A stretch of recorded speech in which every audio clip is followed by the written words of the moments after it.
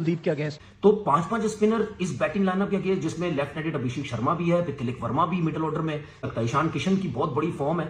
तो फॉर्म तो सबके पास है, ठीक है, परफॉर्मेंस तो सबकी है। तो हमें कहीं बॉलिंग में अपनी जो बॉलिंग लाइनअप है वो चेंज करनी पड़ेगी। अच्छा खेलते, लेकिन आप इंडिया के अगेंस्ट अगर स्पिनर को लगाते हैं, वो स्पिनर के बादशाह प्लेयर हैं, मतलब बहुत अच्छा खेलते हैं, जिनके लिए मतलब हम उस्मान के लिए बोलते हैं ना स्पिनर का बादशाह। इंडिया के जो बैटर हैं वो स्पिनर के बड़े बादशाह प्लेयर हैं। हमें वहाँ पे प्रॉब्लम आएगी क्योंकि शाहीन के 2 मैचों में जो फॉर्म है वो इतनी अच्छी नज़र नहीं आ रही है। वो खुले रन दे रहा है, और खुले रन देने का मतलब है आप अपने स्पिनर को अंडर प्रेशर ले आएंगे। स्पिनर को तो बड़े दिल से बॉल करने पड़ेंगे, हमने आउट पे जाना है। जैसे उस्मान तारिक है, अबरार है, नवाज है।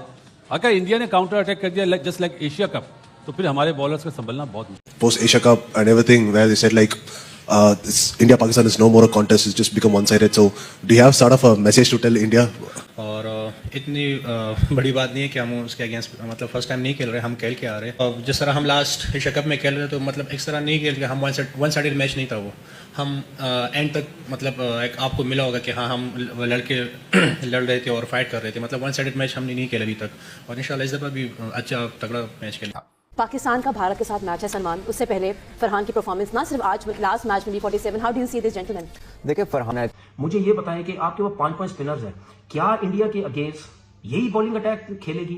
अगर यही बॉलिंग अटैक खेली तो फिर मुझे तो नहीं पता कि क्या हम इंडिया के अगेंस्ट अच्छी बॉलिंग कर पाएंगे। भाई वो स्पिनर्स पे तो बहुत। उनसे मुख्तलिफ सवाल हुए कि सूर्य कुमार यादव ने एशिया कप जीतने के बाद ये कहा था कि ये क्या राइवलरी की बात करते हो, पाकिस्तान भारत का तो मुकाबला ही नहीं है। साबिया फरहान ने इसका जवाब ये दिया कि एशिया कप का मैच वन साइडेड नहीं हुआ, हमने मुकाबला किया था। मुझे लगता है कि फाइनल में मुकाबला तो हमने किया, बट पहले 2 मैचेस में कहीं मुकाबला नहीं था। Every now and then has come up with a good round. Hardik Pandya allrounder है। हमारे यहाँ ये जो है ना कि थोड़ी सी बैटिंग कर लेते, थोड़ी सी बॉलिंग है जी, ऑलराउंडर का tag but number 1 this is not, he is not in competition. यहाँ पर आप जो है वो ऐसे ही टाइटल मिल जाता है, ये नंबर 1 कहा कि जैसे ही 4 के नीचे आप जाते हैं तो कमेटी डल जाती है। हाँ बिल्कुल ऐसे ही है। लेंगे वो आपको लगता है कि चक्रवर्ती और कुलदीप यादव इनको जो है वो टैकल कर पाएंगे? भाई मुझे तो कुलदीप का अभी तक कोई तोड़ नहीं समझ में आया है। जब से हम उसके अगेंस्ट खेल रहे हैं लगता है कि जैसे वो आएगा और वो 3-4 विकेट लेगा, ये तो गिवन है, तो उससे पहले ही कर लो जो करना है। इस तरह की प्लानिंग से हम चल रहे होते हैं। अगर तिलक वर्मा सेट खेल रहा है और दुबे सेट खेल रहा है, मैं क्यों लेफ्ट आर्म स्पिनर उनके सामने लेके आऊंगा? कि मुझे पता है ये 4 छक्के भी मार देगा। लेग्स व्हाई नॉट मैं गुगली का चांस लूं कि वो आउट भी हो जाए। अच्छा एक मिनट, वो गुगली पे वो आउट होते हैं ज्यादातर कि जो बच्चे प्लेयर होते हैं जिनको हाथ पिक करना नहीं आता, वो स्पिनर के one of the best in the world हैं। तो जैसे ही आपने इन पिचेस पे इन बल्लेबाजों को जिनका जो इतना कद है, दुबे की आप बात कर रहे हैं, तो वो तो दूर वाले बॉल को भी इतना दूर छिक्का मार। साबिया फरहान से हुआ कि सूर्य कुमार यादव ने कहा कि मतलब कहाँ की राइवलरी यार, मुकाबला नहीं होता, कहाँ पे पता भी नहीं है हमें कि 10-1 है, 7-1 है, 8-1 है, क्या है, तो ये कौन सा मुकाबला होता है 4-3 का। बात ठीक थी, बट ये ताना है जिसका जवाब पाकिस्तान को देना। और ये साहबजादा फरहान को खुद मतलब ठीक है, उनकी बैटिंग बहुत अच्छी रही थी, इस पर भी मैं आऊंगा, मगर पूरी टीम की बात करें, मुझे लगता है कि सूर्य कुमार यादव का ताना दर्द जरूर दे रहा है, चुभने वाला जरूर है, मगर उसमें हकीकत भी है कि 7-1 8-1 का कोई मुकाबला नहीं होता। हमें वो वाला ताने का जवाब भी देना है, और साबिया फरहान ने कहा है कि हम अच्छी फॉर्म में हैं, इसके लिए हम तैयार भी हैं।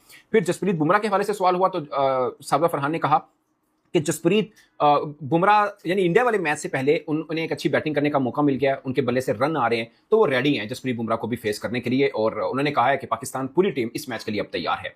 अगरचे मुझे लगता है कि पाकिस्तान ने अब तक वर्ल्ड कप में एसोसिएट टीम के खिलाफ खेला है, खासकर पहला मैच बहुत फंस के हुआ, दूसरे मैच हम वन साइडेड जीते हैं। मगर एक प्रॉब्लम जिसके ऊपर शायद किसी की नजर ना हो, वो ये है कि पाकिस्तान चेस करने पे जब जाएगा थोड़ी मुश्किल आती है। हमने ऑस्ट्रेलिया के खिलाफ 3-0 से सीरीज जीती, बट हमने तीनों में बैटिंग पहले की। हमने एक नीदरलैंड के खिलाफ बाद में बैटिंग की, चेस की तरफ गए, हमें प्रॉब्लम हुआ। अगरचे बहुत स्मूथ मैच चल रहा था, हम इजीली जीत रहे थे, मगर फिर लड़खड़ाए और बुरी तरह से लड़खड़ाए, जहां तक कि राना फहीम अशरफ को आके थोड़ी सी लाठी चार्ज करना पड़ा और हम मैच जीत पाए थे, बहुत मुश्किल। इंडिया के खिलाफ ये बड़ा चैलेंज होगा कि अगर हम टॉस हारते हैं तो चेज वाला मैटर हो, क्योंकि बैटिंग हमारी निस्बतन बॉलिंग से कमजोर है। की उम्मीद एक बॉलर पर टिकी है भारत के खिलाफ मैच की, उसका नाम है उस्मान तारिक। मुझे लगता है कि अबरार भी पाकिस्तान की इक्वल स्ट्रेंथ है, बट अबरार, नवाज, शदाब, साइम, शाहीन सबको खेले हुए भारतीय बल्लेबाज। एक राज है, वो है उस्मान तारिक। आई नो कि वीडियोस देखी होंगी, बाकी सब चीजें की होंगी, मगर इसका जवाब अभी ढूंढना भारत के लिए कह सकते हैं कि मुश्किल जरूर हो सकता है, क्योंकि प्रैक्टिकली जब नहीं खेले तो आपके लिए एक पहेली जरूर होगा। वो इसमें कोई शक नहीं कि भारतीय बल्लेबाज वीडियोस देखकर सारे एनालिसिस करके पढ़ के आएंगे कि उस्मान तारिक को क्या करना है। और अब इसमें भी कोई डाउट नहीं है कि भारत के खिलाफ उस्मान तारिक खेलते हुए आपको नजर आएंगे सकता है। और फिर भारत की स्ट्रेंथ उनकी बॉलिंग है, फास्ट बॉलिंग, उनके स्पिनर्स भी अच्छे हैं। अगर आप देखें कुलदीप है, वरुण है, अक्सर है, वाशिंगटन है। मुझे तो अभी तक आपका कोई गेम प्लान नजर नहीं आया है कि इंडिया की स्पिन के खिलाफ आपका तोड़ क्या है, आप कैसे मैनेज करोगे, कैसे टैकल करोगे। जाता है कि आपकी जो प्रिपरेशन है वो बड़ी टीम्स के अगेंस्ट जो है जो प्रॉब्लम्स है एक्चुअल वाले, वो अभी कैसे बेहतर बनाया जा सकता है? अभी तक नजर नहीं आ रही। सच्ची बात यह है कि आप अभी 2 छोटी टीमों से मैच खेलें। हमें वो हॉन्ट करेगा क्योंकि आप इंडिया में नहीं खेल रहे हैं, ये याद रखना। इंडियन पिचेस और ग्राउंड जो है वहां पे थ्रू द लाइन शॉट्स लगती हैं आपकी, और थोड़ा सा रिलेटिवली आसान है, बट श्रीलंका में आपको इनिंग्स अपनी बनानी पड़ती है और वो बनाएंगे आप स्ट्राइक रोटेशन के साथ। हमारा वो इशू है मिडिल ऑर्डर वाला, हमें वो बहुत जरूरी है, उसको जो है उसको फिट करना। अगर वो हम फिक्स नहीं करेंगे तो हम शुएब अब यही है ना, क्या इंडिया के अगेंस्ट भी यही होगा? हाँ, वो प्रेमदासा स्टेडियम में आपका मैच है, वो आपके लिए भी नया वेन्यू होगा। जैसे इंडियन टीम के लिए पहला मैच होगा उस ग्राउंड में, आपके लिए भी वो पहला मैच होगा। तो उनके स्पिनर में भी आप तो वो अभिषेक शर्मा से भी कभी कभी बॉल डलवा लेते हैं, जैसे हम साइम से डलवाते हैं। सो स्पिन में वो हमारे साथ पूरे हैं। अगर फास्ट स्पोर्टिंग पिच हुई तो हमें थोड़ी सी मुश्किल आएगी। अगेन फिर वही बात कि फिर हम चेस कर रहे होंगे तो मुश्किल थोड़ी और। कॉम्बिनेशन मुझे समझ नहीं आ रहा वो क्या करना चाह रहे हैं। देखिए ये तो पाकिस्तान, ये तो यूएसए की टीम है।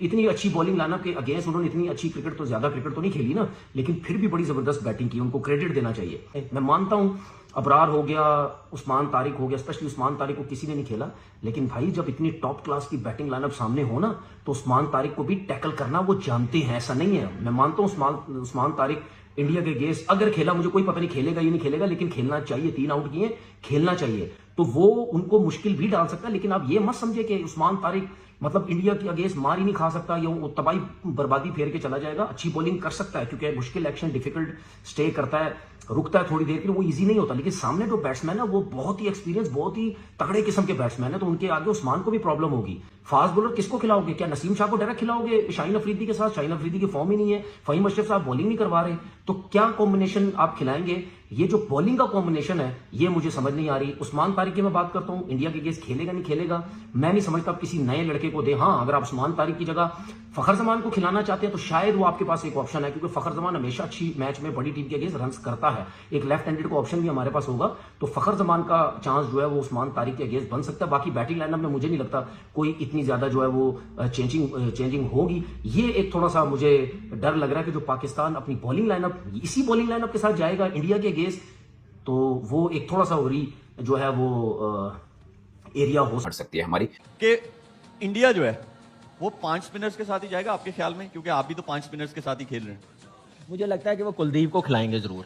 कुलदीप सिंह, अक्षर भी खेलेगा, वरुण चक्रवर्ती भी खेलेगा, और उसके बाद उनके अक्षर पास पटेल, हाँ कुलदीप 3 है ना, 3 के साथ जाएंगे स्पेशलिस्ट। बुमराह तो पेस अटैक तो बहुत सिंपल सा होगा, एक बुमराह खेलेगा और दूसरा हार्दिक पांड्या। मैंने भी ये उनका पेस अटैक होगा। बाकी सारे जो स्पिनर एशिया कप में साइड बनाई थी ना, जो फाइनल खेले थे, दुबे को यूज करेंगे वो तीसरा फास्ट बॉलर, लेकिन स्पिनर पे ज्यादा वो डिपेंड करेंगे। उनको पता है कि कुलदीप हमारे लिए हमेशा थ्रेट रहता है। हमारे बैटर्स जो हैं वो घबराते हैं उसको खेलते हुए, उसको कभी मिस नहीं करेंगे। मुझे लग रहा है यही एक चेंज लगती है।